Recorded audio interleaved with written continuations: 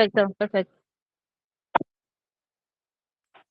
Bueno, buenas noches, a los que están en directo y también a los que nos van a ver en diferido. Hoy vamos a ofrecer la primera clase del seminario sobre migraciones y tráfico de migrantes, que es uno de los temas que habitualmente, bueno, que trabajamos y que están como objetivo de trabajo, digamos, del Observatorio Latinoamericano sobre Trata y Tráfico de Personas. Y para la clase de hoy hemos invitado a Miguel Eduardo Cruz Solares, que es de México, que está desde allí, desde León, México, para ofrecernos esta clase y la clase que viene. Él va a tener a su cargo el seminario. Y bueno, Miguel es abogado, es especialista en temas de movilidad humana, ha desarrollado una multiplicidad de actividades ligadas al tema de la movilidad humana, de las migraciones y demás. Ha trabajado mucho dentro de las estructuras de la Iglesia Católica, estuvo trabajando en estos temas en el CELAM, que es el Consejo Episcopal Latinoamericano, en el Dicasterio para el Desarrollo Humano Integral, en el Vaticano. También ha estado vinculado al voluntariado jesuita, en donde eh, estudiantes, digamos, que se están formando en las universidades, en el sistema de universidades jesuitas. Él estuvo en la Ibero de Santa Fe, en Ciudad de México. Acompañan proyectos, entre los cuales existían proyectos ligados al servicio que tienen los jesuitas para trabajar con migrantes, que tienen casas en donde reciben a los migrantes, trabajan con ellos, les dan determinadas protecciones, asistencia y demás.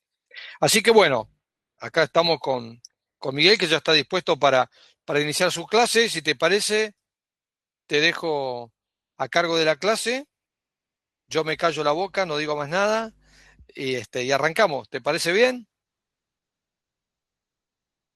Tenés que, estás muteado. Perfecto. Ahí está, dale, dale, dale, adelante. Bueno, pues primero que nada, muchas gracias. Gracias por la invitación, gracias por estar aquí. Saludo a todos y todas con mucho gusto. Me alegra mucho poder compartir este espacio. Un espacio, bueno, que también me siento muy bendecido y muy privilegiado de poder compartir con José Manuel Grima. Eh, bueno, primero que nada, soy Miguel Cruz. Soy esposo de Oriana Espitia. Estoy muy contento de poder estar aquí. Soy abogado. Ya tengo un tiempo trabajando justamente estos temas, estas líneas. Y bueno, pues para mí es todo un gusto y un placer poder compartir con ustedes y que pueda yo enriquecer o que pueda yo sumar a su conocimiento, que pueda sumar a esta construcción colectiva de conocimiento que se va dando, ¿no? Paso a paso. Y bueno, creo que es importante el poderlo compartir y poderlo hacer de esta forma, porque creo que así vamos sumando, ¿no? Y vamos caminando juntos y juntas en este espacio. Entonces, bueno, pues muy agradecido con José por invitarme para compartir algo de lo que he estado trabajando, ¿no? Entonces, pues para eso me gustaría compartir una presentación, la verdad, muy sencilla. Eh, que bueno, justamente va en conexión a lo que vamos a platicar. Nada más me confirman si ven, por favor, si se está viendo mi pantalla, mi Sí, presentación. se ve perfecto. Muy bien. Bueno, a esta charla, a esta conversación que podamos tener, la he titulado Dignidad que camina, migración y justicia en un mundo herido. Y bueno, para mí este título es muy importante porque, bueno, la migración es caminar, ¿no? Es moverte, es movilidad y, bueno, que busca muchas veces la justicia en un mundo que al parecer está herido, que está partido, que tiene cosas. Entonces, he decidido nombrarle así porque para mí representa mucho también. Yo he sido migrante en otros países, estoy casado con una migrante también venezolana, eh, y bueno, pues sé lo que significa justamente salir de tu casa, ¿no? Y caminar. hacia algo que se cree que es mejor, ¿no? Entonces, bueno, me gustaría comenzar esta clase no desde un tratado, sino desde algo que yo mismo he vivido, como ya comentaba antes, la experiencia de estar fuera de tu tierra, de tu país, de tu casa. Eh, es fuerte, es duro, ¿sí? Inmigrar no siempre es un proyecto romántico para muchos y para muchas. A veces es una necesidad que va creciendo lentamente, no necesariamente porque alguien te persiga, sino porque las condiciones se deterioran hasta que permanecer deja de ser viable. Como abogado que soy, me gustaría compartir como esta reflexión, sobre todo desde la perspectiva de los derechos económicos, sociales, culturales y ambientales, DESCA, que están reconocidos en el Pacto Internacional de Derechos Económicos, Sociales, Culturales, pero que también, bueno, esto ha permitido que, bueno, sean posible el acompañamiento de varios procesos de movilidad humana. Sé que el lenguaje jurídico se vuelve carne cuando una familia ya no tiene acceso al trabajo digno, a la salud, al agua, a la educación. Muchas veces en el discurso público se habla de la decisión de migrar, ¿sí? Como si fuera una elección plenamente libre. El tema aquí es que cuando tú ves una perspectiva de derechos humanos que se han ido vulnerando poco a poco en cada una de las personas, en tu persona misma, parece que la libertad para elegir migrar ya no es totalmente libre y más bien se vuelve eh, una elección empujada, ¿no? O presionada a partir de la vulneración a tus derechos humanos sistemáticamente hablando. Desde mi experiencia eh, y desde el trabajo con comunidades, sé que hay decisiones que no son libres, sino forzadas por estructuras. Cuando el Estado no garantiza condiciones mínimas de dignidad, lo que se erosiona no es solo el ingreso, sino es la posibilidad de construir un proyecto de vida. ¿Qué quiero decir con esto? Si los derechos económicos, sociales, culturales y ambientales son vulnerados sistemáticamente y constantemente, el proyecto de vida va a cambiar. El proyecto de vida va a ir dirigido hacia otro lugar o hacia otro espacio. En un imaginario, si nosotros tuviéramos como garantizados nuestros derechos humanos fundamentales, la decisión de emigrar por una cuestión sistemática se vería reducida muchísimo. Aún sí a la migración, ¿no?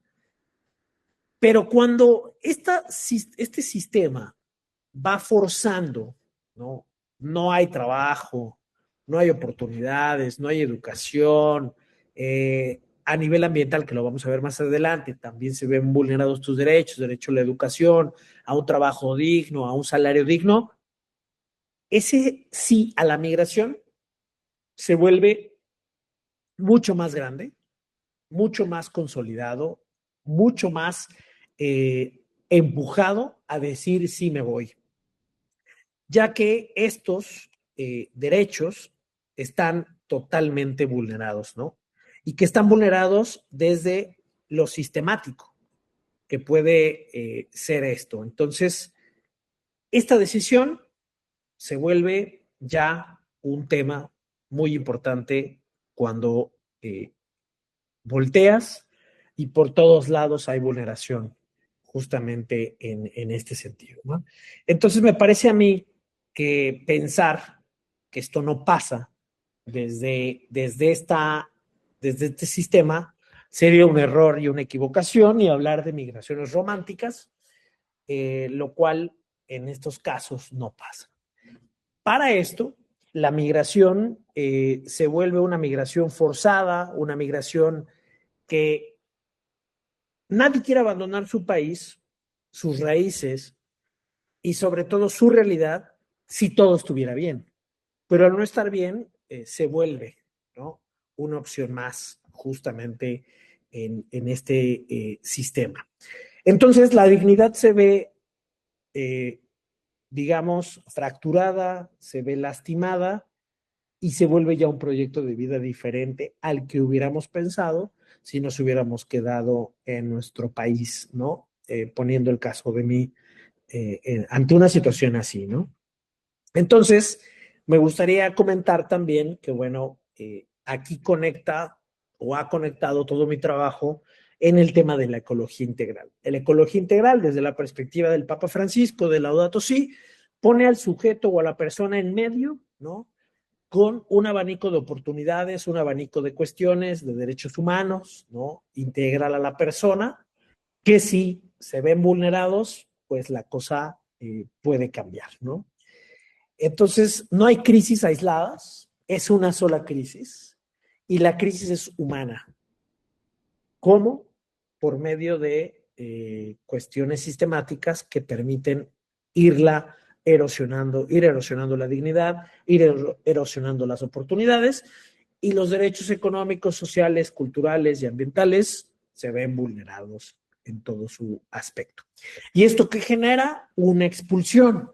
Digamos, mucha gente dice, no, pero ellos han decidido migrar. No, la decisión está vulnerada, está, digamos, expuesta a todo esto que ya mencionaba yo anteriormente y que no siempre tiene que ser violenta, sino más bien se da en términos clásicos, ¿no? De lo que sucede en nuestros diferentes países, sobre todo en Latinoamérica.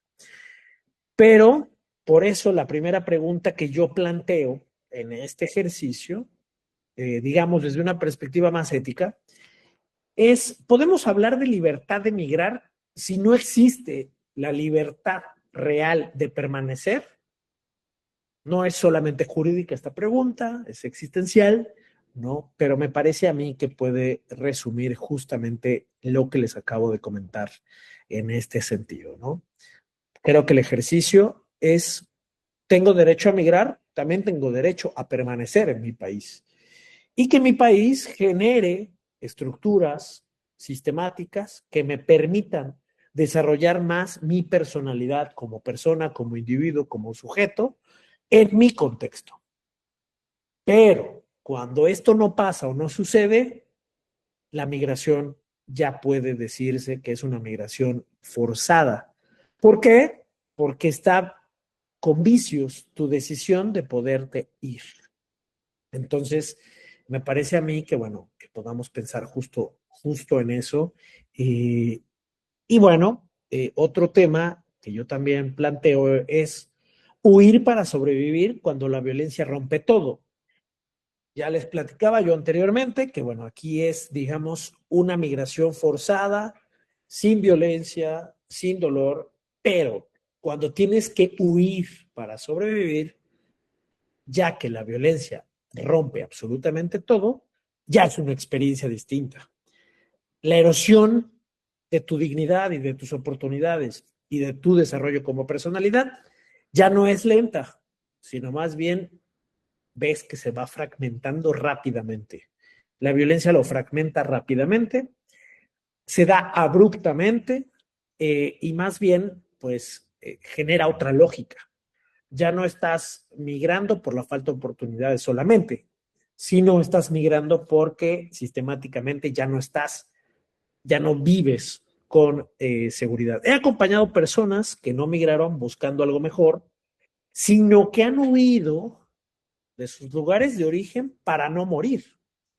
Cuando la violencia se vuelve directa, con amenazas, con persecución, con control territorial, ya no hablamos de oportunidades, ya hablamos de supervivencia. Quiero poner el ejemplo de Centroamérica. Poner como ejemplo uno de los países que más expulsa migrantes en el mundo, proporcionalmente hablando al tamaño del país, pero también pues está comprobado, ¿no? Que Honduras es uno de los países que más expulsa migrantes. Los expulsa tanto por temas sistemáticos, pero aunado a eso, el tema de la violencia desde las pandillas o la mara salvatrucha o las maras que se han generado en estos países. Cuando ya esta violencia transgrede a tu persona o a tus hijos, porque ellos captan jóvenes, ¿no? Para poder integrar las pandillas y que todavía tengan como esta supervivencia, la lógica te cambia. Y como yo decía anteriormente, la violencia es abrupta, la violencia es sistemática, hace que se erosione todo más rápido. Y ante un tema de inseguridad y de violencia, tu decisión es salir corriendo independientemente de lo que haya o no haya, sino más bien el tema es sobrevivir. Me ha tocado en los diferentes espacios en donde he estado colaborando encontrar gente, adultos, ¿no? Digamos, personas mayores de edad, que viajan con sus hijos hacia Estados Unidos. Y cuando tú les preguntas el por qué, ellos te dicen que querían captar a su hijo las pandillas. Él ya lo había pensado en algún momento, ¿no? El hecho de irse, pero que ante esta situación de salir, porque si no se llevan a su hijo, la decisión tomó mayor velocidad y mucho más rapidez que antes, ¿no? Que ya lo había pensado, porque vivía en una situación de pobreza sistemática, profunda, falta de oportunidades, pero que el tema de la violencia lo catapultó y lo impulsó a irse, ¿no? Sin más nada. Tomar a su hijo, tomar el poco dinero que tenía, pedir dinero prestado a las personas que estaban en Estados Unidos y salir. Pero aquí ya, digamos, la migración no solamente es una migración forzada, sino impulsada o catapultada por el tema de la violencia. Este es un tema muy común en Honduras, en Centroamérica, ¿no? Eh, porque las pandillas quieren sobrevivir y las pandillas buscan siempre mayores elementos para poder construir un mayor control dentro de la sociedad. El régimen internacional que responde a estos casos está en la Convención sobre el Estatus de los Refugiados y el Protocolo de Estatus de Refugiados. Como abogado valoro profundamente ese marco. Es una conquista histórica que ha protegido millones de vidas. Pero también sé que fue diseñado para un mundo distinto. Persecuciones políticas claras, contextos de guerra fría, pero hoy nos enfrentamos a una violencia criminal transnacional. Estados debilitados por estructuras híbridas donde no siempre es fácil demostrar la persecución individual. En América Latina, la Declaración de Cartagena ya amplió, digamos, como esta definición, pero pues los estados aún no han aprobado como este tipo de, pues no han discutido y no se han aprobado este tipo de tratados porque pues no conviene, porque si no piensan que van a tener mucho más personas, ¿no? Pidiendo justamente el tema de refugio. Entonces, para los países, por lo menos en México, el tema del refugio es un tema que se puede otorgar, pero que es muy difícil comprobar este tema de la persecución, ¿no? Aún sabiendo que estos estados o estos países de Centroamérica, países de Sudamérica, países de África, viven socialmente como en una cuestión de pinzas, ¿no? Porque socialmente se están sosteniendo como se puede. Y aún así no otorgan como el tema del refugio. En América Latina, en mi trabajo he visto muchas veces cuántas personas se quedan en zonas como grises, ¿no? Y que van deteniéndose en los países. Porque mientras sucede el proceso de refugio, su vida sigue estando en riesgo, ya no por la violencia, digamos, inicial, sino por la violencia que también ahora se encuentra en los países.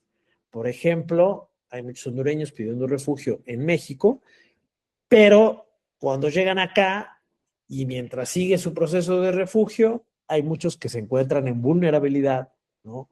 Por el tema de, bueno, los grupos delictivos organizados y que, bueno, que ven ahí con muy buenos ojos el poder captar o enganchar u obligar a la gente para participar junto con estos grupos o en secuestros o bueno, muchas cosas que vienen por ahí en ese sentido. Entonces, la vida de ellos corre riesgo en su lugar de origen, pero también por todos los países que tienen que atravesar, ¿no? Honduras tiene que salir de Honduras, algunos atraviesan El Salvador, algunos atraviesan, bueno, tienen que atravesar Guatemala, llegan a México y atravesar México en el sur, en el centro, en el norte, es muy complicado para poder llegar a Estados Unidos. Entonces me refiero a todos estos riesgos que hay ya en el camino y que justamente encajan como en esta categoría de vulnerabilidad. Y allí aparece como una tensión, digamos, pues no técnica, en el concepto de refugio, que es muy limitada, no es tan amplia, y la realidad humana, la realidad que están viviendo las personas todos los días, en todo momento, en su entrada o en su recorrido eh, fuera de sus países de origen. Para mí este bloque no es solamente como este análisis normativo, más bien creo que tenemos que enfocarnos en reconocer que el derecho salva vidas, pero también tiene límites y nuestra tarea es identificar esos límites sin perder de vista la dignidad concreta de las personas. Entonces, huyen para sobrevivir, pero la violencia parece que los acompaña en cada uno de los espacios, en cada uno de los lugares a donde van, en cada uno de todo esto que genera, pues, sus países de origen y que los países en tránsito o de recepción no tampoco tienen la capacidad para proteger o salvaguardar sus derechos desde una perspectiva de derechos humanos. Más bien, estamos cortos, ¿no? Frente a este tema y creemos que este tema justamente puede perjudicar o vulnerar de mayor forma a las personas. Ahora, también yo propongo, como en esta charla, un planeta herido que expulsa, ¿no?, a la gente, a los migrantes, pero que también hay una crisis socioambiental que hace que salgan, ¿no? Entonces vamos, digamos, en un primer lugar, el tema desde la perspectiva de los DESCA, ¿no?, como derechos humanos fundamentales, luego el tema de la violencia y el tema del refugio, y ahora hablo de una migración y una crisis socioambiental, porque eso también es una realidad. Mi trabajo en ecología integral me ha permitido ver algo con claridad. La crisis ambiental ya no es futura, es presente y está moviendo personas. Dentro de toda esta movilidad que hay de personas, si le pusiéramos un foquito azul a cada una de las personas que sale por cambio climático o por temas de crisis ambientales, veríamos que los foquitos azules han incrementado durante este tiempo. Se está generando comunidades. Cuando estuve trabajando en el Chaco americano, ¿no?, que abarca Bolivia, Paraguay, Argentina, un pedacito de Brasil, nos dábamos cuenta que la gente que vive en comunidad, que apuesta a sembrar en determinadas fechas, nos dimos cuenta que había un tema ambiental, una crisis ecológica, y que la lluvia ya no llegaba como llegaba antes, ¿no?, o que va cambiando cada año con ese tema. Entonces la gente apuesta como en esta construcción o en esta apuesta grande de sembrar el producto que ustedes quieran. Al no llegar la lluvia, la gente empieza a perder y cuando llega a llover, llueve con mucha fuerza. Entonces esto hace que las inundaciones o las lluvias fuertes también hagan una manera en la que la gente pierde como esto, sequías prolongadas, lluvias intensas, inundaciones, hace que la pérdida de cosechas pues sea aún mayor. Entonces, la gente que invierte como su espacio para poder sembrar, aquí mismo en León, Guanajuato, en México, Tenemos en los semáforos una realidad compleja con los jornaleros, ya que ellos en algún momento, no todos, pero sí una gran parte, han perdido todo en el campo. Invirtieron todo en el campo, las sequías no ayudan y las lluvias cuando llegaron muy fuertes. Entonces hizo que perdieran gran parte de lo que querían hacer. Entonces ahí nos encontramos con otro tema que va encaminado a las crisis ambientales, a las crisis ecológicas, al calentamiento global y que hace que la gente pierda, ¿no? Lo mismo con los animales, lo mismo con el tema del agua, eh, agua como derecho eh, para las personas, pero también para poder regar, para poder darle de tomar agua a sus animales. Frente a todo este tema que es tan problemático y que es tan genérico, han perdido todo. Entonces, salen peor de cómo estaban, salen endeudados y justamente en ese sentido, el tema del cambio climático, las crisis ambientales y el tema del calentamiento global van generando migrantes por cambio climático o por causas ambientales.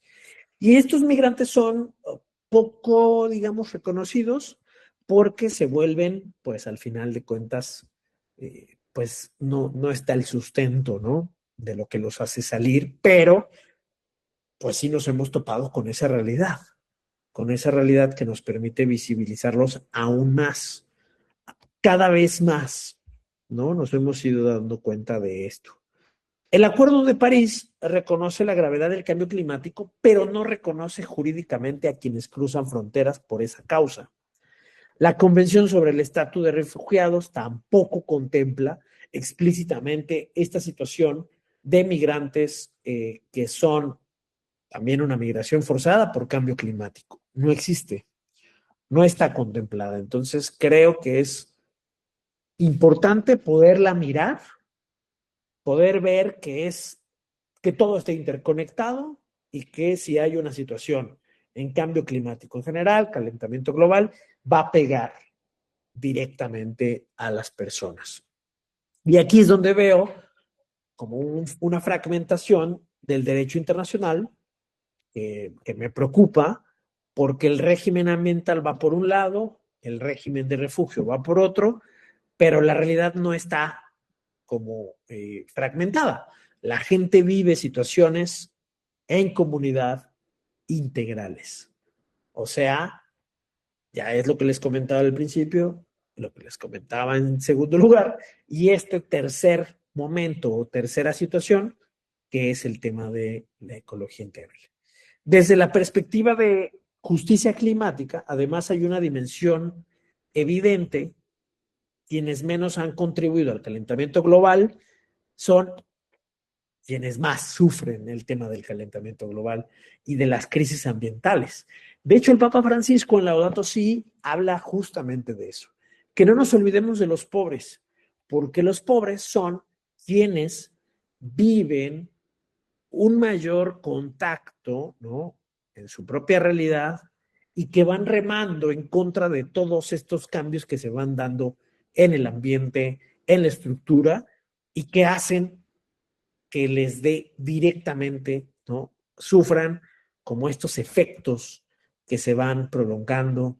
Y la movilidad humana se vuelve entonces un tema de responsabilidad histórica para los países, pero que no está señalado o buscado de tal forma que se pueda hablar de ellos, ¿no? O de ellas, sino más bien es un tema que todavía no se ha tocado y se asume que las dos primeras causales son las principales, sí, pero también esta es una causal. Cuando no hay agua, cuando no hay manera de acceder a agua limpia, agua potable, agua contaminada, ¿no? Se vuelve una crisis mayor. Y las crisis, como decía el Papa Francisco en Laudato Si, se vuelve una sola crisis para la humanidad. ¿Qué vamos a hacer con todas estas personas que frente a este cambio climático y esta crisis ambiental se encuentran con este tipo de situaciones y que hacen que tengan emigrar, ¿no? Más como con mayor, digamos, afirmación respecto a esto. También cuando trabajo este tema no lo veo solo como una categoría jurídica pendiente, sino como un síntoma de un modelo de desarrollo que rompe a los territorios. Y eso conecta directamente con la visión de una sola crisis socioambiental. ¿Qué quiero decir con esto? Por ejemplo, en la Amazonía, en el Chaco, en el acuífero guaraní, en el paso en Centroamérica y México con hay un corredor biológico, se ha visto también que los sistemas económicos, por querer crecer en este sentido, golpean de manera muy fuerte a la naturaleza. El tema del agua, ¿no? El tema de la tala inmoderada de árboles, ha generado un impacto en la sociedad.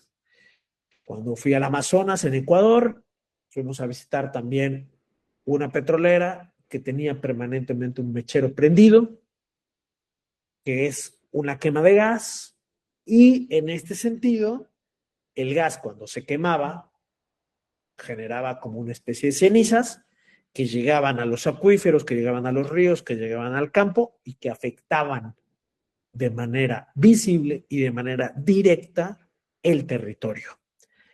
Asimismo, se puede ver con papeleras, se puede ver con petroleras, hidroeléctricas, mineras, ¿no?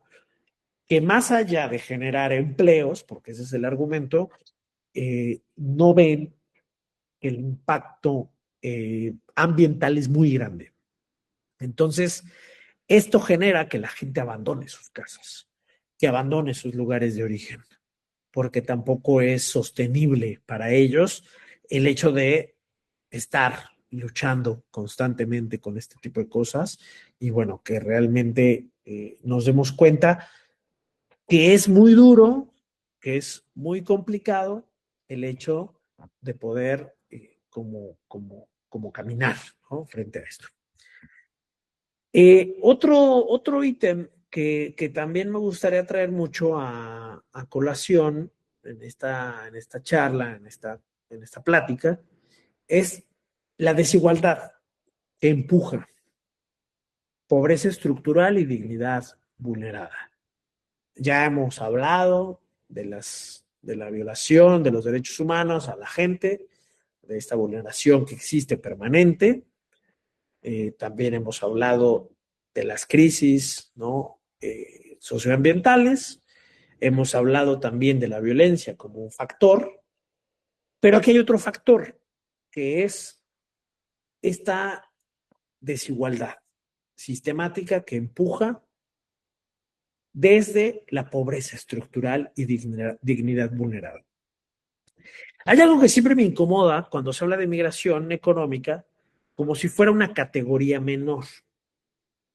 Pero la pobreza estructural no es simple falta de ingreso, sino que es una exclusión sostenida, es una ausencia de futuro para la persona.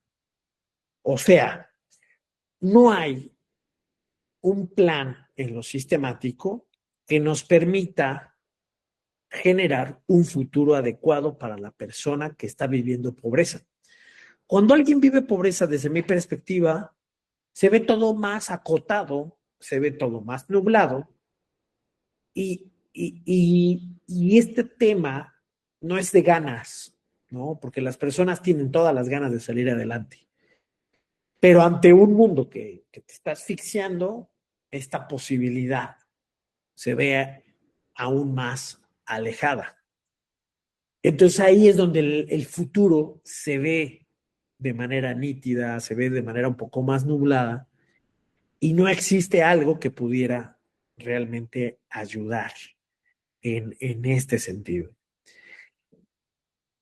Aunado a esto,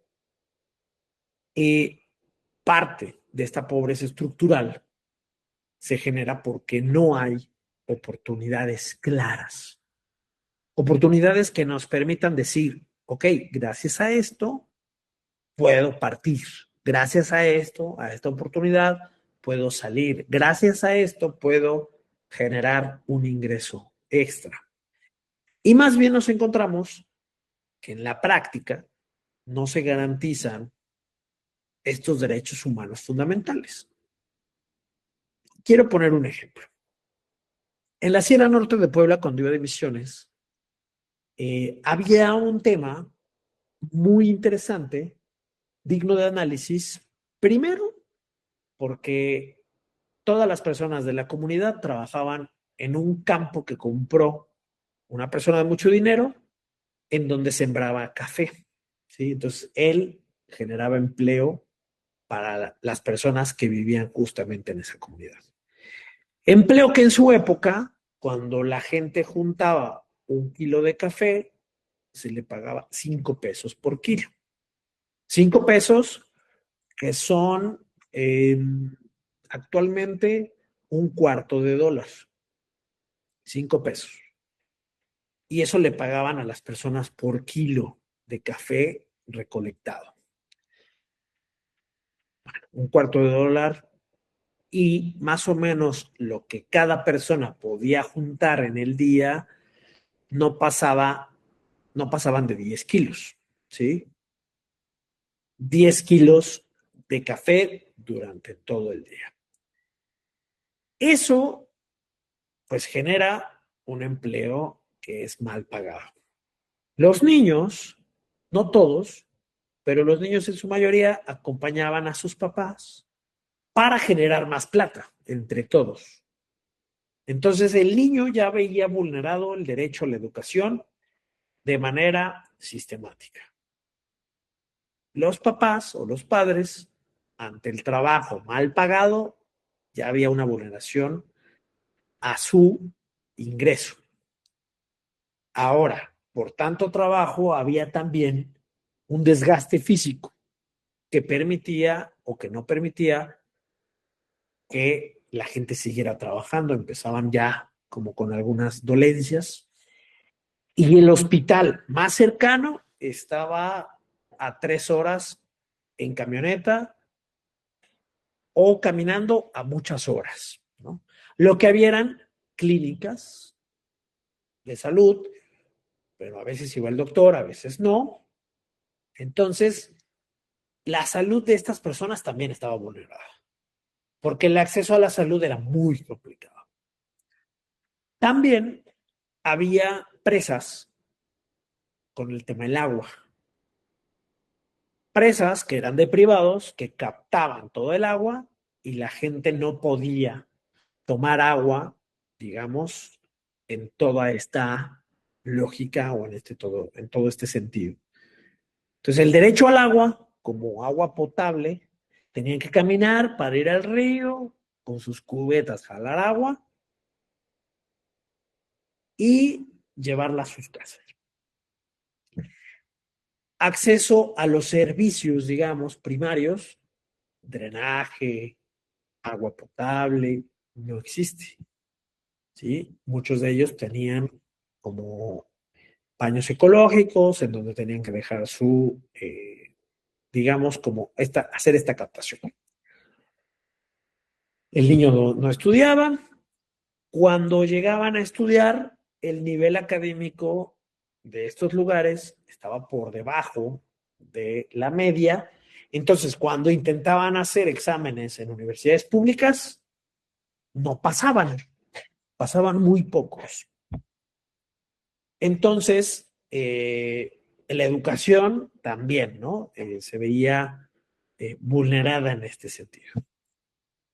Y así podemos hablar muchas veces. Entonces, yo estando allá, me daba cuenta y había un tema generacional que se saltaba la generación. Digamos, estaba la generación de 50, 70, 50, 80 años, estaba la generación de 30, 50 y de 29 a 15 años no había jóvenes en la comunidad y de ahí saltaban ya los de 14 para abajo.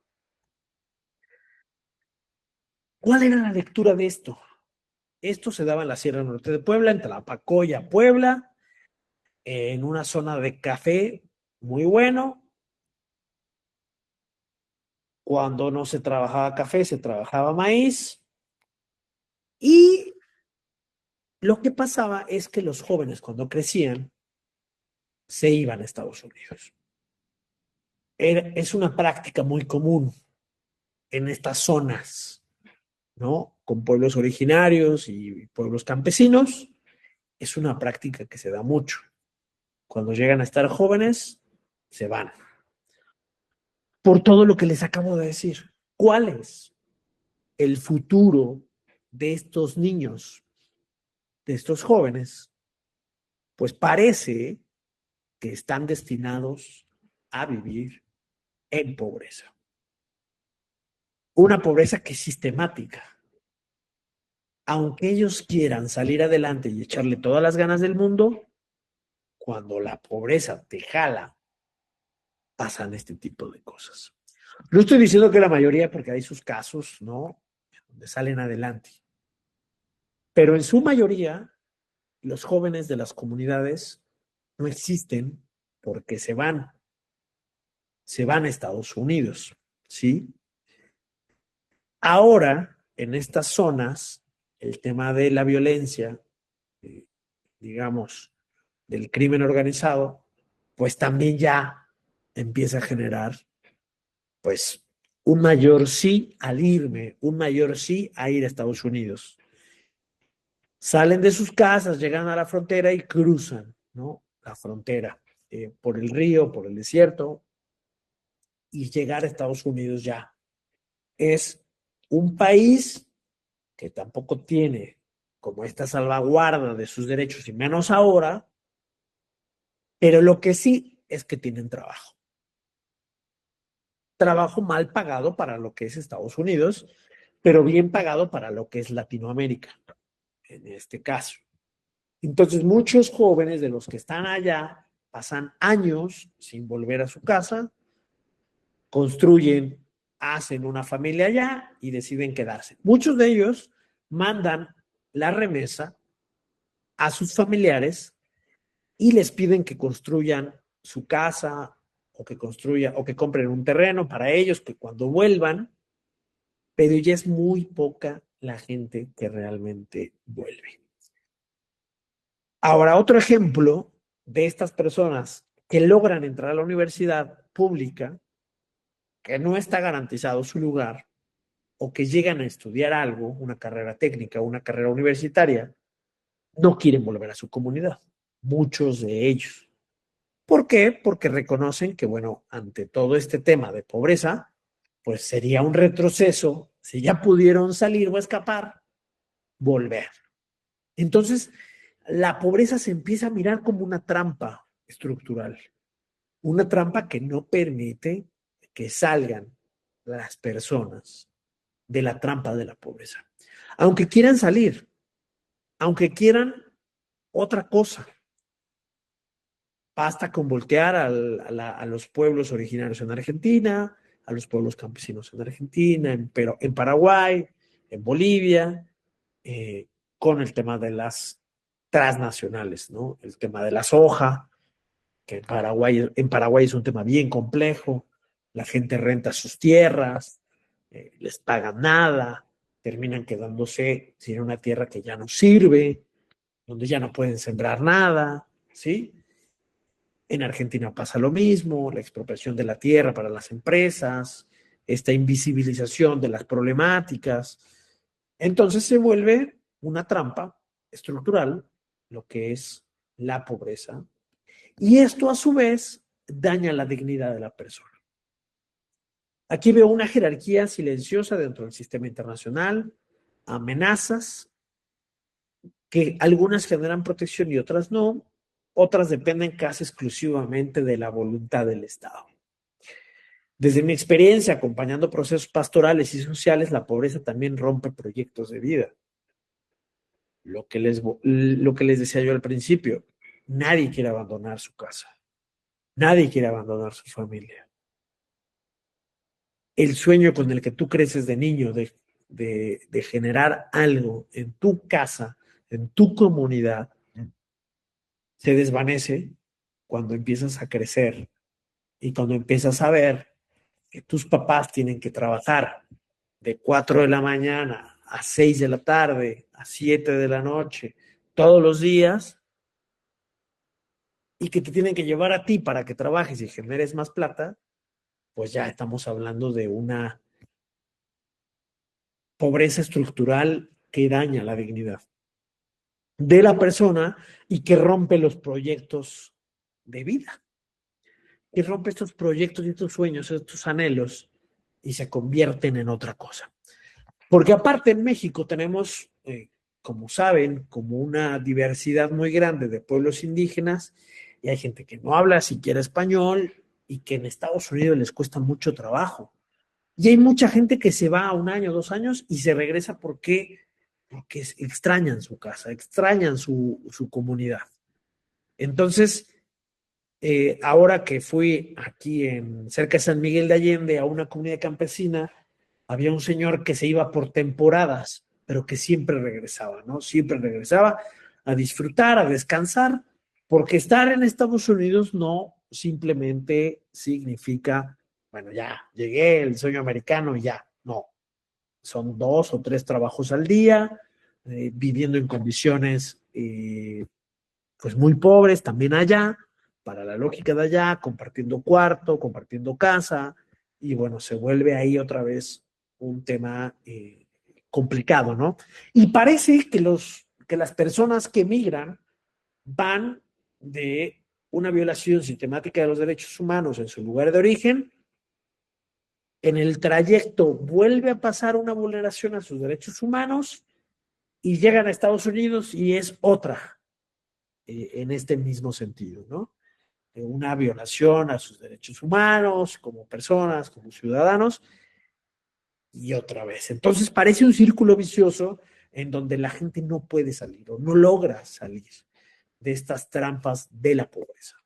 Porque ganando dólares sí pueden cambiar su realidad en el contexto en el que están, o yéndose a Europa o lo que sea, pero vivir en estos lugares que son ya de destino realmente complica mucho el desarrollo de la persona, el desarrollo de la personalidad de cada una de las personas que están justamente en este sentido. Entonces, me parece a mí que no es menos grave no encajar jurídicamente en esto, ¿no? Sino esa tensión parece fundamental para esta reflexión. Me parece a mí que esta tensión entre Estado, entre ciudadanía y derechos humanos, parece que no hay algo que embone de manera adecuada, sino más bien parece que, bueno, está diseñado de tal forma que sea así. Eh, Ahora, más allá de esto, me gustaría traer también como un tema de justicia estructural y coherencia ética. Más allá de estas categorías, bueno, si junto a todo lo que hemos visto de violencia, crisis ambiental, desigualdad estructural, en todo esto veo algo común, la dignidad vulnerada. La dignidad de la persona está vulnerada. No está contemplada en ninguno de los procesos actuales, ¿no? Sino más bien pasa de vulneración en vulneración en vulneración. No todas las personas encajan, bueno, en una categoría de refugiado, no todas las personas encajan como en un por qué salí de mi casa, sino ya hemos visto que hay muchas características de esta migración que es forzada, pero muchas también que tratan de vivir su vida y recuperar la dignidad. Cuando las personas se van y migran, el objetivo principal no es hacerse ricos, es cambiar la realidad de sus familiares, que con su ayuda puedan tener mayor cercanía a esta dignidad de las personas, a este desarrollo de personalidad de cada una de las personas. Es lo que busca la migración en sí. Ellos se partirán el lomo, ellas se partirán el lomo, mandan el dinero, pero lo mandan para poder cambiar la realidad de sus familiares en sus lugares de origen. Eso pasa con los centroamericanos, que mandan el dinero de Estados Unidos a Centroamérica. Eso pasa con los mexicanos que están en Estados Unidos y mandan su dinero aquí a México. Es lo que pasa en todos lados, de todas estas personas que se van buscando una vida mejor, pero sobre todo sanar la dignidad de sus familiares. Entonces es ahí en donde podemos encontrar o reconocer la importancia de ratificación de tratados internacionales que protejan a los migrantes, que protejan a los refugiados, a las víctimas de trata y que reconozcan a las personas como alguien que ha migrado, ¿sí? Pero que cada historia es diferente y que cada historia es muy válida y que cada historia hay que escucharla. No podemos separar la justicia social y la justicia ecológica. Es la misma. Es como la crisis. No hay una sola, no hay diferentes crisis, sino la crisis humana es una sola y permea con todas estas características. Lo mismo pasa con la justicia. La justicia es una sola y la justicia se puede medir desde lo estructural, lo social, lo ecológico. La migración no es un accidente del sistema global, es una expresión de cómo está organizado todo. Y eso nos obliga a pensar más allá de categorías técnicas. Y que se vuelve también para muchos países el sostén económico de los países. México sin remesas estaríamos mucho peor de lo que estamos ahorita. Centroamérica sin remesas sería caos. Los países de Sudamérica serían un caos sin las remesas que reciben de sus familiares o de las personas que están fuera del país. La pregunta que quiero que también nos hagamos en este momento es cómo respondemos desde nuestras disciplinas y responsabilidades a un mundo donde millones migran, no por capricho, sino por necesidad, una necesidad estructural.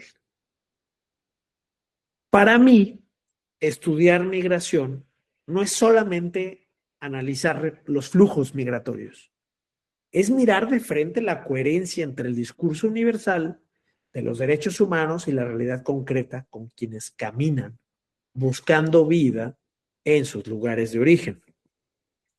A mí me parece que siempre buscamos como una manera en la que esta justicia o esta falta de justicia, esta falta de todo, tenga, digamos, una respuesta, una mejor respuesta cuando la gente se va. Pero la gente no se tiene que ir. La gente tiene derecho a permanecer, tiene derecho a vivir en su lugar de origen. Frente a este tema, también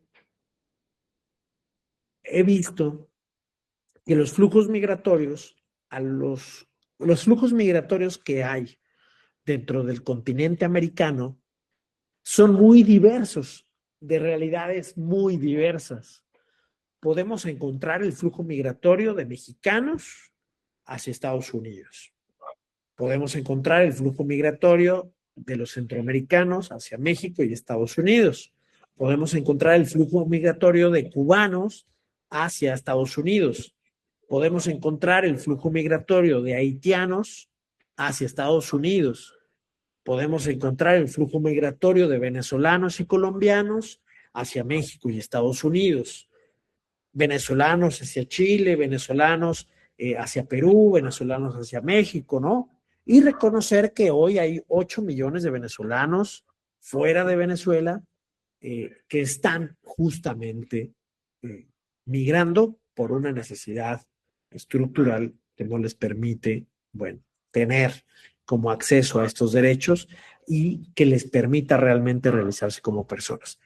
Hay un flujo migratorio también que en el 2014 de africanos en Brasil, que ahora esos africanos están migrando de Brasil hacia Estados Unidos, recorriendo más de 4 o 5 países, 6, 7 países, cruzando el Darién, que es en la frontera entre Panamá y Colombia, y que también, ¿no?, pasan todos los riesgos estructurales, como bien les decía, de vulneración en cada uno de los países. Y que eso les permite justamente como llegar o no llegar a sus lugares de origen. Y también tenemos la migración de Asia hacia América, ¿no? De Sudamérica hacia Europa, ¿sí? Y creo que todas estas migraciones coinciden en una migración forzada. Desplazamiento forzado, algunos le dicen, no es migración, sino es desplazamiento el que se da. Y esto se da porque la migración se vuelve una alternativa dentro de la vulneración y violación sistemática a los derechos humanos de cada una de las personas. Hay que trabajar, hay que salir adelante y hay que responder justamente al sistema para poder permitir generar cambios, generar estructuras. Y creo también que un buen parámetro, desde mi propuesta, son los derechos económicos, sociales, culturales y ambientales. Los DESCA también son una manera de poder evaluar, de poder mirar, de poder medir en dónde están paradas las personas que migran, que se tienen que ir de su casa. Ya les conté también que las conclusiones o las maneras o las formas en las que migran son bajo esta misma lógica, ¿no? Que se enfrentan a un mundo, a un estado que no los contempla, que no están ni pensados o están pensados de esta forma para generar otro tipo de ingresos dentro del país, ¿no?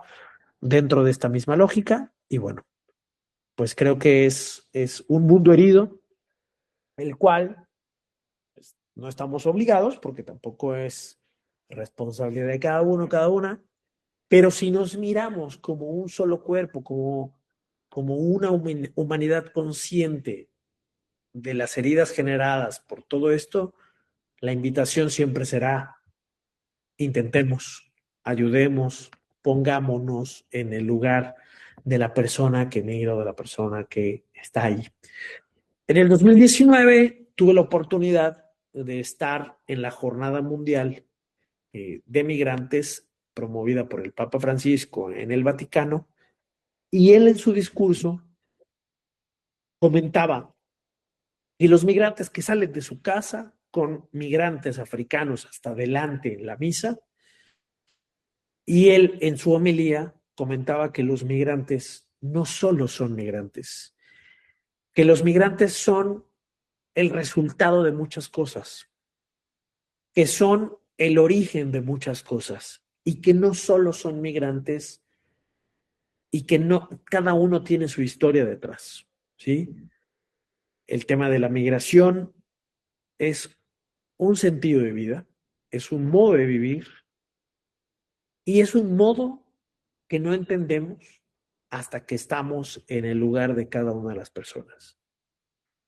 No solo son migrantes, era la frase del Papa Francisco. No son migrantes, son seres humanos. Seres humanos que vienen huyendo, que vienen saliendo de sus países porque no tienen de otra, porque la realidad los orilla a esto, la realidad los obliga a esto, y que la realidad estructural es una realidad que los va asfixiando, que los va aplastando. Y cuando llega el momento de decidir, es porque ya han agotado todas las maneras de quedarse en su casa.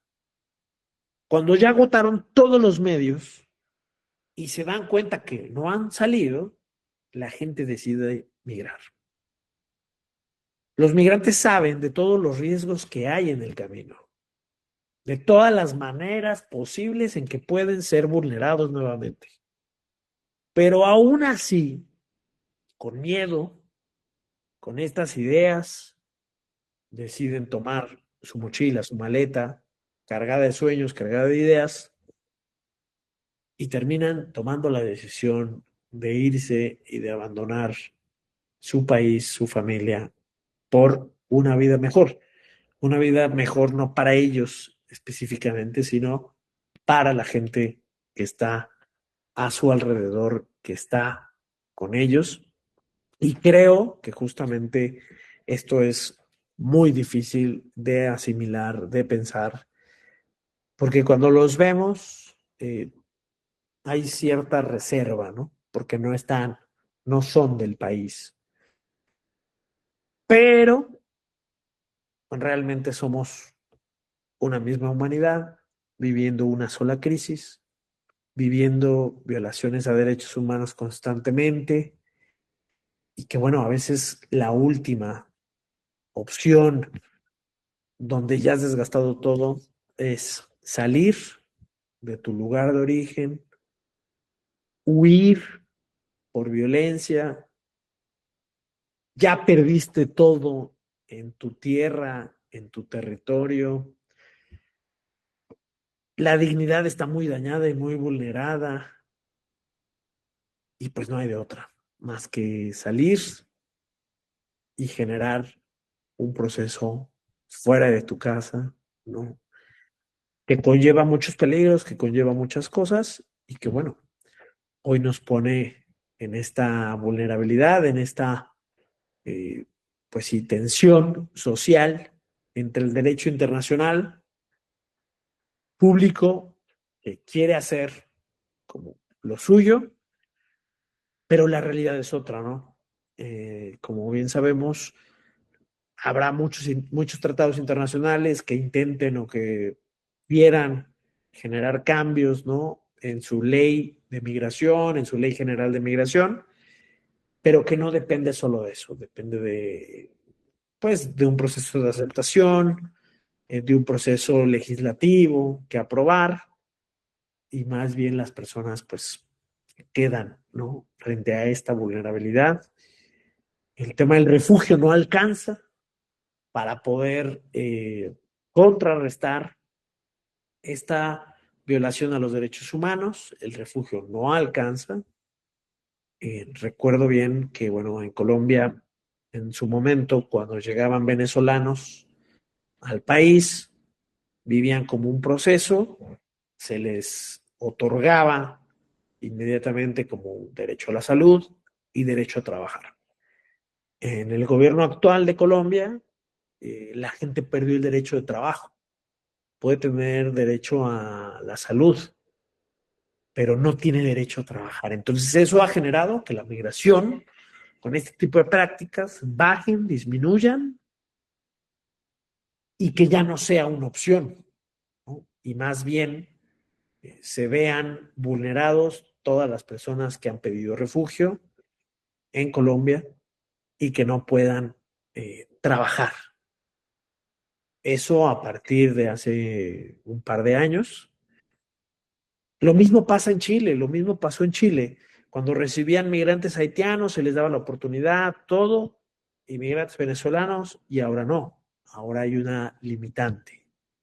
Ahora hay una política pública estructural que otra vez, ¿no? Protegen, digamos, alrededor de un patriotismo, de un nacionalismo falso, en donde no permiten que otras culturas, que otras personas puedan integrarse, digamos, de manera armoniosa a la sociedad, porque la gente lo único que quiere es trabajar. Y lo mismo pasa en México, con los centroamericanos, lo mismo pasa con la gente en Panamá, lo mismo pasa con la gente en Costa Rica, con los nicaragüenses, y se va haciendo una cadena de, bueno, ¿cómo podemos detener la migración desde las políticas públicas que nos permitan parar? Y la respuesta es muy sencilla.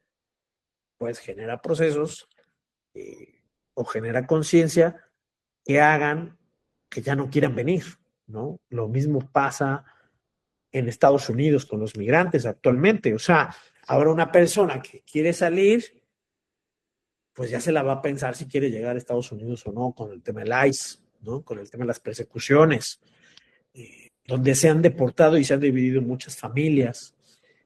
Pero lo mismo pasa en Colombia, lo mismo pasa en Chile, lo mismo pasa en España, lo mismo pasa en México. Vemos como un problema fuerte a los migrantes, cuando no solo son migrantes, cuando traen una historia detrás que comparten de mucho dolor, de mucha tristeza, y sobre todo en el sentido personal, porque como les vengo diciendo en toda esta charla, la gente no quiere salir de sus lugares de origen. Más bien la gente está obligada a salir, ¿no? Y entonces políticas públicas, empujadas también por el sistema, hacen que ya no se piense en los migrantes como personas, sino más bien también se piensa como cosas que van a ayudar a mejorar las economías, a que van a ayudar a que los trabajos que las personas de los países no quieren hacer, como pasa con los americanos en Estados Unidos, la gente que trabaja el campo son latinos, únicamente latinos. ¿Por qué? Porque pues es un trabajo muy pesado, también la gente que vive allá o que es de origen americano no quiere hacer esos trabajos, aparte porque son mal pagados, pero claro, ¿no? Cuando es época de cosecha, parece o pareciera que las fronteras de Estados Unidos se abren. Cuando estuve en Mexicali, Baja California, en época de cosecha, eh, había poca deportación, pero cuando no era época de cosecha, épocas de frío, había muchas deportaciones, ¿no? Entonces, parece que sistemáticamente a veces conviene tenerlos, a veces no, a veces sí, porque pues representa mano de obra barata, eh, y bueno, pues eso va permeando justamente en lo que vamos viviendo, en lo que va pasando, y olvidamos que es la persona, ¿no? Olvidamos que la gente llega porque quiere trabajar, porque quiere generar cambios en su vida, quiere generar cambios en la realidad y que de repente los medios de comunicación, las políticas públicas nos malinforman y cuando llegamos a verlos, pues pasa, ¿no?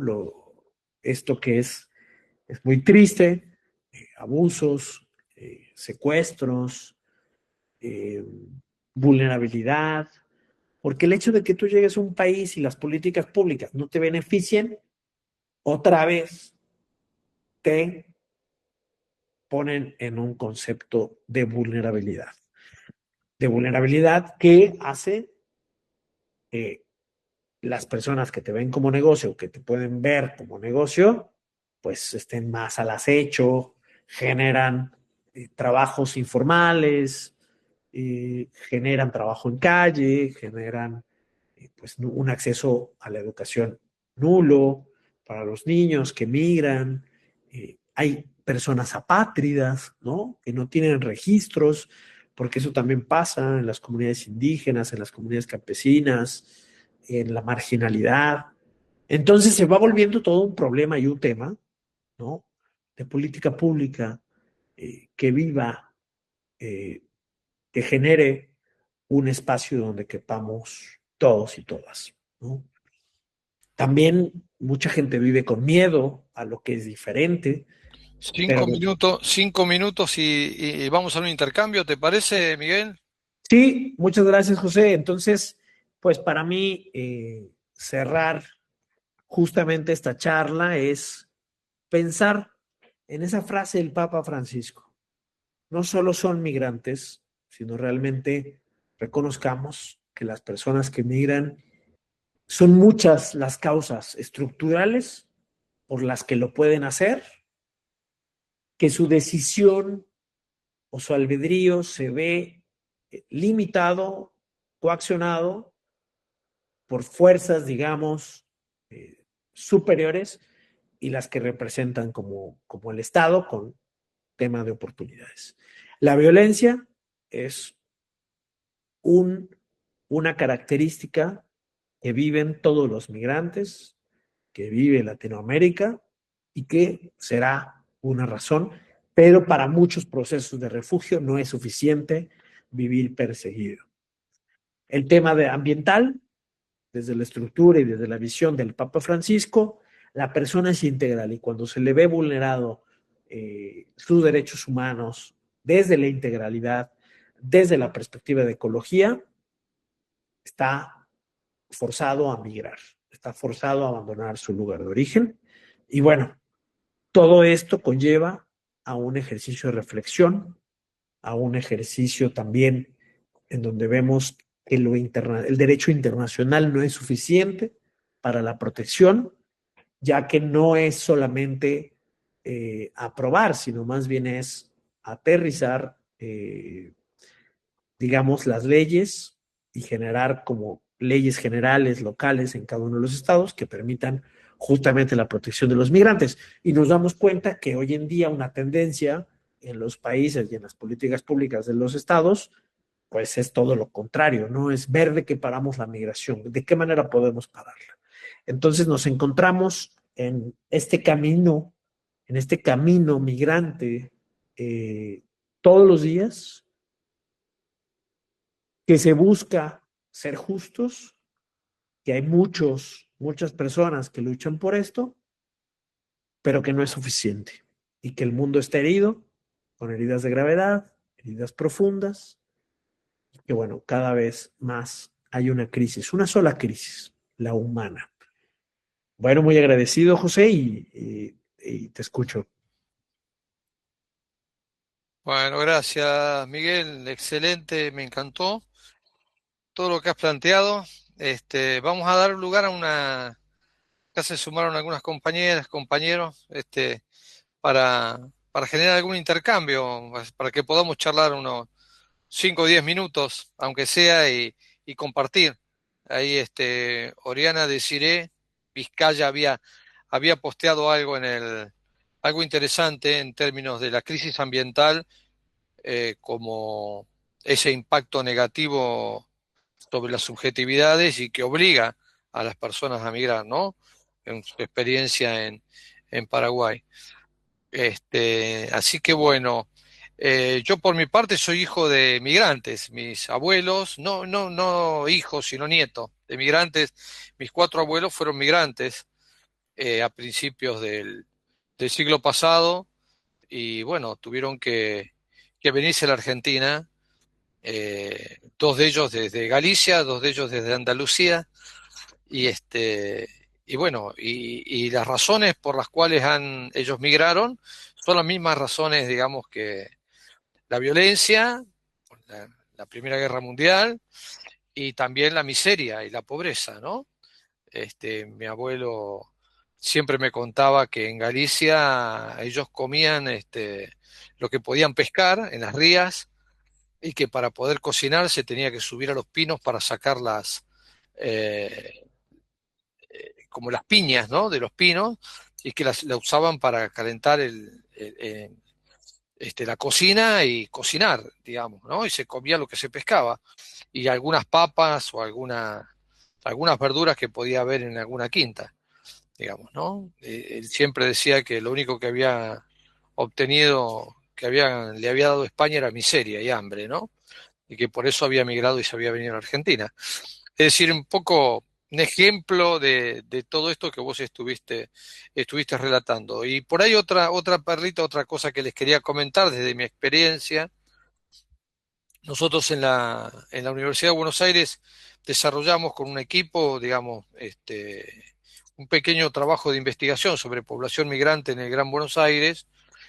Eh, Tomamos una zona de un municipio que se llama La Matanza, hicimos base allí y trabajamos con migrantes de origen boliviano, de origen de Paraguay, gente de Paraguay, no, perdón, de Perú, de Bolivia, de Perú y tuvimos la oportunidad también de trabajar y de tomar contacto con un haitiano, ¿no? Una cosa media rara, pero un haitiano que había migrado a la Argentina. Y, y bueno, lo que ellos, lo que más le costó a ellos en el momento de la migración y de haber llegado, más allá de las leyes, de las legislaciones, de los trámites migratorios y demás, que en la Argentina no son un gran problema, porque la Argentina ha sancionado una ley que es bastante, no existe, por ejemplo, la figura de la deportación. El migrante no es ilegal, sino que es irregular. Es una legislación bastante adecuada a los principios de derechos humanos de las personas en situación de movilidad. Entonces, pero no era eso lo que más les había costado, sino que lo que más les había impactado, los había afectado, era el fenómeno de la discriminación, ¿no? De ser discriminados. Ser discriminados en pequeñas situaciones de la vida cotidiana. Ser discriminados cuando vas a una sala de salud pública a buscar un turno y porque sos de origen boliviano y no te entienden bien porque hablas medio castellano y quechua, te sacan de la fila, te dicen, no, venga otro día, no lo entiendo, lo que sea. Entonces lo discriminan, no puede acceder al turno. Situaciones de ese tipo que digamos que son muy cotidianas, son muy mínimas, pero que impactan fuertemente en la subjetividad de la gente. Entonces, y ahí hay algo que excede la cuestión de la ley. En esto coincido un poco con lo que vos decías, y es el espacio, esos espacios, pequeños espacios, son los espacios en donde nosotros, los comunes, las personas comunes como nosotros, podemos hacer la diferencia, ¿no? Esa persona que está dando el turno en la sala de salud y que trata despectivamente y discriminatoriamente a ese ciudadano boliviano, ahí puede hacer una diferencia, acogiéndolo, tratando de entenderlo, tratando de contenerlo y de ayudarle a solucionar el problema de salud que tiene, digamos, ¿no? En esa pequeña actitud podemos, los comunes, los que no manejamos la ley, los que no formamos parte de la Dirección Nacional de Migraciones, pero en ese pequeño acto podemos hacer la diferencia. Y no es algo menor, porque de esas pequeñas situaciones se nutre el dolor de los migrantes. Entonces, aunque parezca una tontería, dice, bueno, pero eso es algo mínimo. Eso mínimo suma en el día a día de la persona que emigra, digamos, ¿no? Entonces, digo, es una reflexión mía nada más. Pero bueno, los dejo a los demás para que opinen y para que pregunten o si quieren opinar. Oriana o Jesús o la otra Oriana, la Soriana, quien quiera hablar y quiera Y emitir. José, también, pues, me parece a mí que el tema de la migración interna, o sea, cada país tiene sus temas en el tema de migración. Por ejemplo, en México, en Colombia, donde he vivido y donde he estado, se veía mucho que la gente del campo migraba a las grandes ciudades, ¿no? Pero otra vez, o sea, se reproduce la misma vulnerabilidad en las ciudades, en las grandes ciudades, ¿no? Aquí en León, tú te encuentras, tú haces un recorrido por la ciudad y por lo menos vas a ver a 5 indígenas de Chiapas vendiendo productos caseros, plantas, lo que sea, en los semáforos. Entonces, tú les preguntas, bueno, ¿dónde viven? Y viven en asentamientos y viven tal vez 6, 7, 8 personas en un cuarto vendiendo productos, ¿no? Artesanales o no artesanales, y que aquí la mayoría habla lengua, eh, ya sea celtal, tzotzil, y bueno, eso hace que tengan cierta vulnerabilidad, ¿no? Y con todos los peligros que hay en la calle, el acceso a la salud, acceso a la educación, los ves con niños, entonces también se vuelve como un tema importante el tema de la migración interna que tiene cada país, más la migración transnacional que tienen también los diferentes países. Pero bueno, escuchemos si alguien quiere decir algo, por favor, díganlo con toda la confianza, con todo el Sí. gusto. Abren el micrófono e intervienen.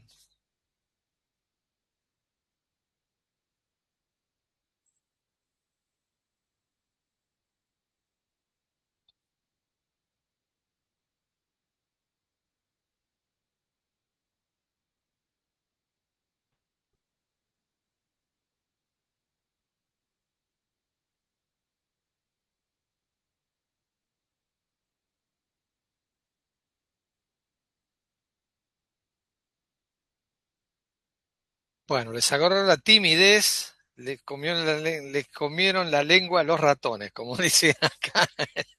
Cuando los chicos, viste, son tímidos y no hablan, le comieron la lengua a los ratones. Bueno, estamos. Si no hay ninguna pregunta o no quieren hacer ningún comentario, está todo bien igual. Hola, Este, hola, sí, hola, buenas noches. Bueno, quería darle las gracias por abrirnos también los ojos, porque si bien somos migrantes y que cada uno migra pues por razones personales, por razones de, de peso que pueda vivir en su país, también hay otras razones que a medida que vamos viajando y vamos conociendo el mundo y vamos escuchando experiencias como las de Miguel, pues nos damos cuenta que también hay otros factores que dan paso a esta migración y a este movimiento.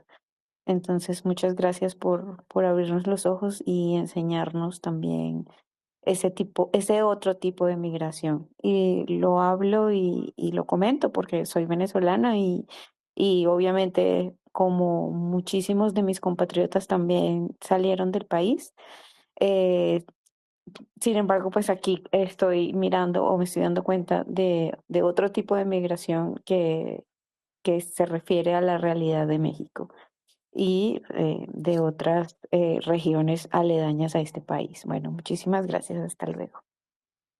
gracias a vos, Oriana. Bueno, perfecto. Y bueno, vamos llegando al final. Entonces, ahí Jesús suma algo en el chat. Dice, la problemática de estas comunidades es muy fuerte para querer salir y enfrentarse a esas realidades de hacinamiento, dificultades para crecer económicamente, pero también está el tema que en algunos países no integramos a las comunidades con el cuento de preservar su esencia, pero migran y encontramos otra realidad. Y antes que eso, Claudia, que ya no está, pero que participó en parte de la charla, ella es de Paraguay, decía, totalmente así es. Y no solo con las inundaciones, ella se refería a las migraciones por causas climáticas. Decía, totalmente así es, y no solo con las inundaciones, también con las sequías, contraen pérdidas de vegetación en sí, la destrucción del bosque seco, otro factor, la escasez de agua, la sequía que seca los tajamares y fuentes naturales, provocando muertes por deshidratación masiva de especies silvestres y ganado. Es decir, la vida se va haciendo muy difícil porque el mundo bueno, que las personas conocen y donde viven se va transformando y van perdiendo sus modos de vida, ¿no? Un bosque que se incendia en el norte de la Argentina, un bosque que se incendia significa, por ejemplo, para comunidades Wichí o para comunidades Quom, la pérdida de sus fuentes de vida, porque viven del bosque. Pierden la miel que producen las abejas en los árboles de los bosques, pierden los animalitos del bosque que vivían en el bosque y que huyen o mueren por la quema de los bosques y pierden la posibilidad de consumir esas proteínas o esos hidratos de carbono y se ven obligados a migrar. En muchos casos migran también hacia los alrededores de grandes ciudades y sucede esto que señalaba Miguel, ¿no? En las grandes ciudades viven en sectores marginales, no son un poco como decía Jesús, ¿no? No son asimilados, digamos, en las grandes ciudades, sino que son discriminados. Y bueno, y eso implica, digamos, situaciones muy dolorosas para estos migrantes. Pero además, y esto lo vamos a desarrollar la clase que viene, que también vamos a tener un invitado especial, junto con Miguel, otro invitado especial que conoce mucho, digamos, de estos temas. Vamos a trabajar sobre las consecuencias también eh, para las personas migrantes, que significa migrar en un contexto de huida, digamos, de sus lugares, digamos, lo que Miguel y la legislación internacional también señalan como migración forzada. Si bien el concepto jurídico es muy acotado cuando se define la migración forzada, digamos, Miguel se animó a calificar como migración forzada situaciones que no son vistas habitualmente como migración forzada. ¿Mm? La pobreza, por ejemplo, no es vista como migración forzada. Sin embargo, aquella persona que no tiene para comer, que no tiene para alimentar a su familia, encuentra en la posibilidad de emigrar y de buscar otro horizonte, la solución a ese problema que se le plantea. Entonces, en algún punto, no hay una elección libre, sino que hay una elección condicionada por la necesidad de alimentar a tu familia. Entonces, en algún punto, digamos, hay que ampliar el concepto de migración forzada a todas estas otras categorías, como la de la pobreza o la de la violencia estructural de nuestras sociedades o de las migraciones por causas climáticas. Entonces, ahora, estas personas que huyen, si se quiere, de sus lugares, o que se van, digamos, que viajan por situaciones forzadas, después, cuando tienen que entrar a otros países, son revictimizados. Son revictimizados y son, en muchas ocasiones, víctimas de tráfico por la necesidad de entrar a determinados países que tienen legislaciones restrictivas y bueno, son cooptados, digamos, por bandas de traficantes que los trafican, que los hacen entrar ilegalmente al país, y que además de hacerlos entrar ilegalmente al país y de transformarlos en ilegales adentro de estos países, les roban sus pertenencias o muchas veces los someten a situaciones de trata, con fines de explotación laboral, con fines de explotación sexual o como soldados para el narcotráfico. Una situación que requiere, digamos, que reviste toda una complejidad que, bueno, a la cual le vamos a dedicar la clase que viene. Así que les pido, si les gustó la clase de hoy, bueno, que se sumen también a la clase que viene, que va a estar más interesante todavía que la clase de hoy. Así que, bueno, nada, eso es todo. Voy a dejar de grabar, ¿sí? Para despedirnos, vamos a detener la grabación, ¿sí?